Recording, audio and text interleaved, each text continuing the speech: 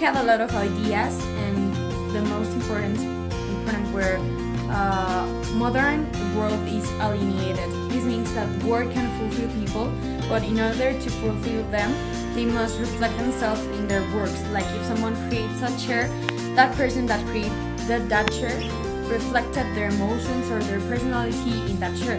But in modern work, that's impossible, because there are always specifications, so that does not allow people to create or express themselves in their objects they are making. Also, he said that modern world is unsafe and insecure, because we live in an era that technology is evolving, and workers live with the fear that one day they will be replaced by technology.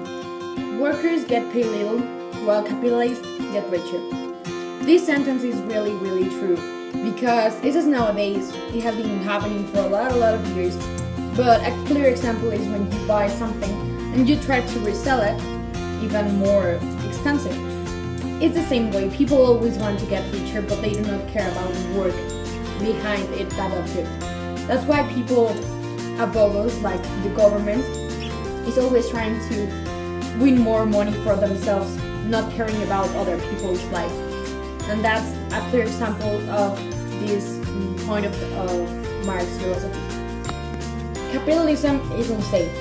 There are always crises, and capitalism always tries to make people think it's the last one, but we are far from that according to Marx. He says that we always try to produce more than we need to consume, and that unemployment is seen nowadays as something bad, but it must be seen as freedom.